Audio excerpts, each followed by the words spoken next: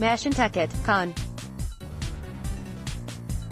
In a slow off-season, albeit one in which the Red Sox were not expected to do much, Red Sox owner John Henry gave some insight into his views of the free agent marketplace and baseball's economic landscape.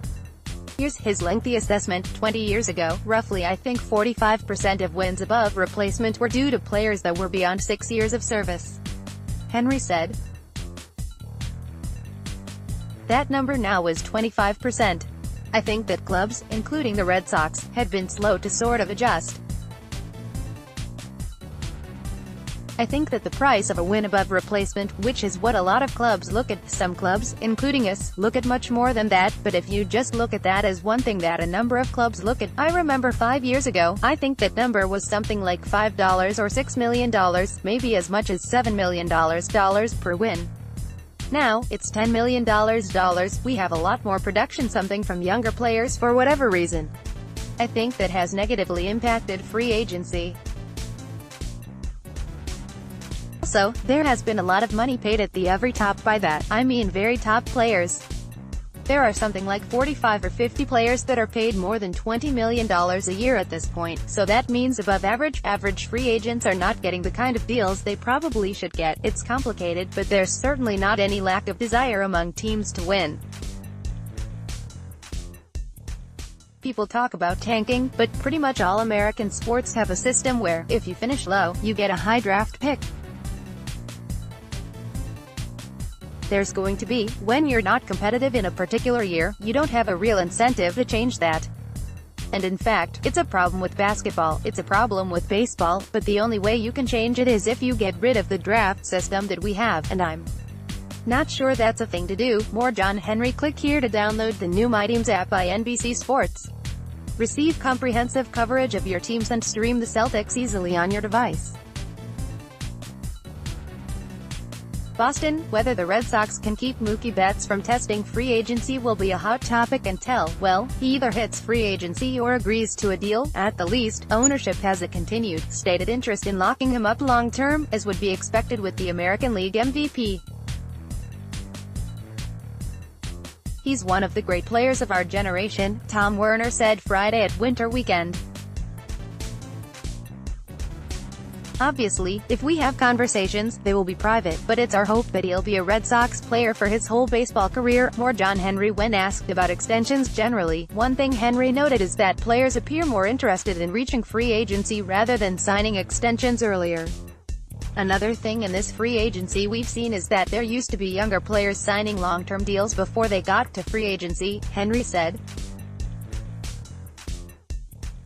But it seems like more and more players are going to free agency, and so you're seeing less and less in the way of extensions. Click here to download the new My Teams app by NBC Sports. Receive comprehensive coverage of your teams and stream the Celtics easily on your device. MASHANTUCKET, Conn. The highest luxury tax threshold for 2019 isn't going to keep the Red Sox from adding a reliever, Sox owner John Henry indicated on Friday.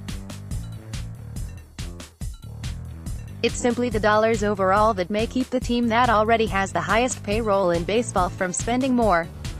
Per Henry, the team is already very close to the golden number of $246 million, as calculated for luxury tax purposes. We're right at that, Henry said. How important is it to avoid that mark, is the question? Obviously, not that important. The team exceeded the highest threshold in 2018. Still, the fact that the Red Sox haven't made any moves for a reliever yet is a sign they're trying to keep costs down. Relatively speaking, last year was, I think we were $40 million above everybody else, Henry said. We spent a lot of money last year. We hope that's not the case forever. More Henry. Government shutdown could keep Sox from White House visit. Henry acknowledged that with Joe Kelly gone and Craig Kimbrell potentially leaving as well, the bullpen is a question. With the back end of the bullpen, that's a question you always, every year, have some questions, Henry said. That's probably going to be the biggest question. Sox ownership though seems to be near the limit of what they can tolerate spending, regardless of the luxury tax. Would we get another reliever?